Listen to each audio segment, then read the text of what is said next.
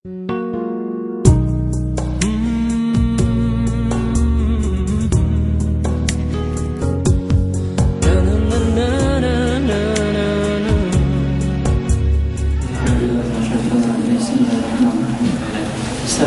warahmatullahi wabarakatuh. Alhamdulillah rabbil alamin. Nasta'in ala umuri dunya waddin. Wassalatu wassalamu ala asyrafil anbiya'i wal mursalin wa ala alihi wa sahbihi ajma'in, amma ba'd. Pertama yang saya hormati, saya kasihi Ketua Persatuan Perubatan Al-Muqaddim Fitul Mansurah dan Lajnah Majelis Ilmu Ikhwan wa Akhwat Pelajar Perubatan Mansurah yang dimuliakan Allah Subhanahu wa Ta'ala. Alhamdulillah, dengan irada Allah, Al-Fakir berada di tempat yang mulia ini,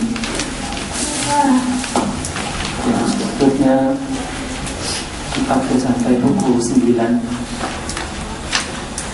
Tapi di tengah perjalanan ada muzaharat,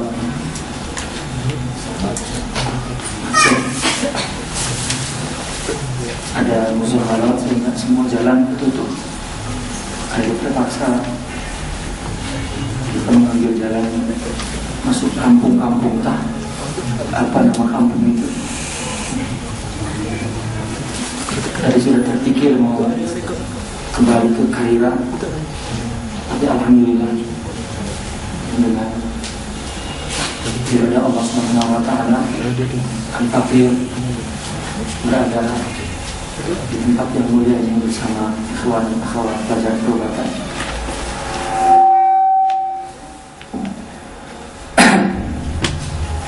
Dan mohon maaf, mungkin suaranya itu sudah mau habis.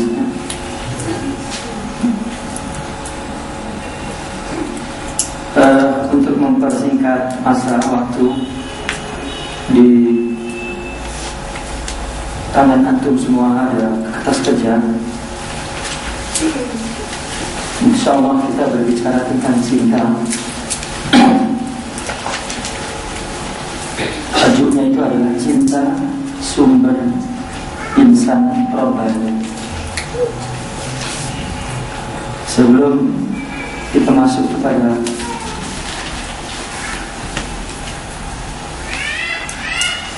pembahasan cinta insan Rabbani ini, kita kena memahami dulu cinta itu apa.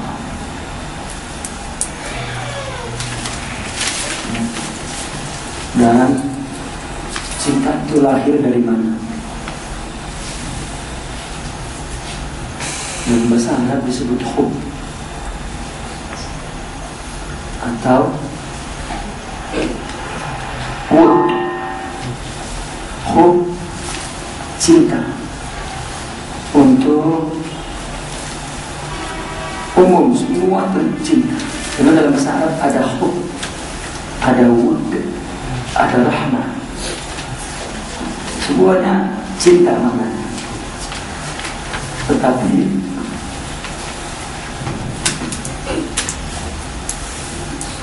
ketika cinta dikatakan wud, dia punya makna khusus. Ketika ungkapan cinta diungkapkan dengan kata ar-rahmah, itu pun punya makna yang khusus. Tapi semua di bawah nama hub.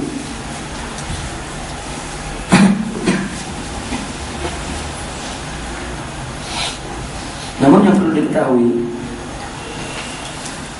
apakah itu hub atau al-wud? Wud itu mawaddah, rahmah jadi rahmah. Mungkin kita paham bahwa orang bangga ingin mendapatkan sakinah, mawaddah, rahmah kan? Mawaddah cinta, rahmah cinta, apa perbedaannya? Nah, kita akan jelaskan insya Allah.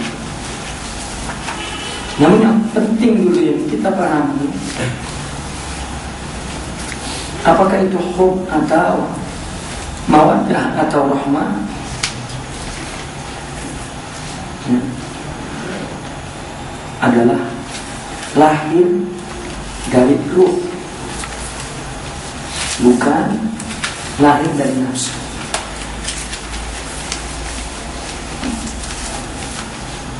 Ini yang perlu kita pahami dulu. Nah, dari sini kita coba juga memahami insan. Apa itu insan? Dalam bahasa Arab ada bashar, manusia. Insan, manusia.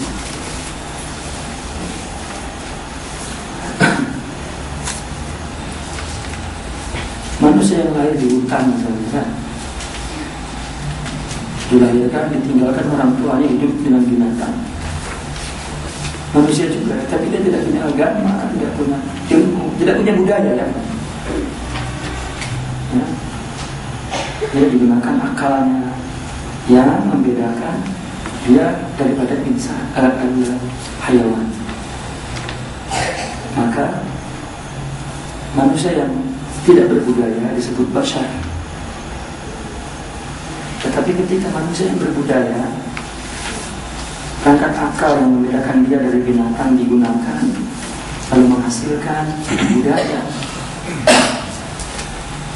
maka dia bernama al-insan.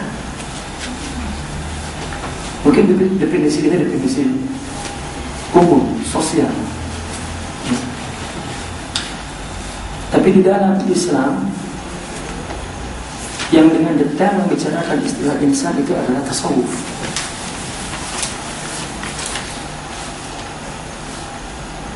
Maka insan adalah makhluk manusia, kita. Karena makhluk di sana ada iblis dari bangsa jin, ada malaika, ada hayawan, dan kemudian ada Adam, bashar atau insan. Tasawuf memandang istilah bashar pun tetap disebut insan. Namun perbedaannya jika dia makin sempurna akhlaknya, maka dinamakan al-insanul kamil. Mungkin antum pernah mendengar istilah insan kamil, manusia sempurna. Oke. Manusia terdiri daripada jasad dan ruh.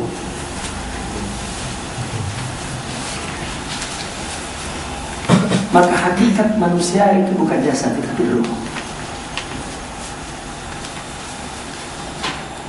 Ketika mati kita menangisi, ruhnya yang tiada, jasadnya ada. Kenapa? Ditangisi, jasadnya masih ada. Kenapa dikatakan mati? Berarti ruhnya keluar daripada jasad. Berarti ini hakikat. Perumpamaan ini handphone misalnya. Ya. Ini berguna, terhormat adalah karena ada ruh yang di dalamnya kita gunakan, yang kita gunakan untuk message, untuk telepon itu. Kalau itu tak ada, maka ini dibuang. Maka hakikat insan adalah rohani, bukan casing.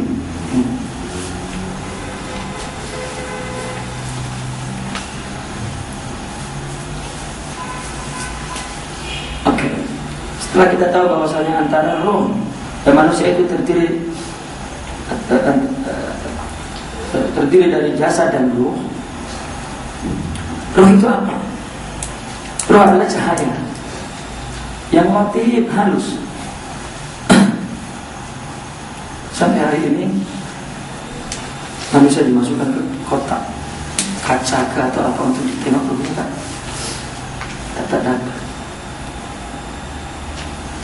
Dia adalah cahaya yang halus. Satu lagi sifatnya adalah robbani. Robbani artinya, maka di situ ada insan robbani. Rabbani, berketuhanan, bersifat ketuhanan. Karena Allah berfirman, wa nafakhtu fihi min ruhi. Ini jasad dari tanah lalu ditiupkan oleh Allah. Manusia itu dalam Al-Quran dikatakan wa nafakhtu fihi, aku tiupkan di dalam ini min ruhi. Ruh bukan berarti Allah punya ruh, Allah punya hidup. Karena ruh itu adalah hidup.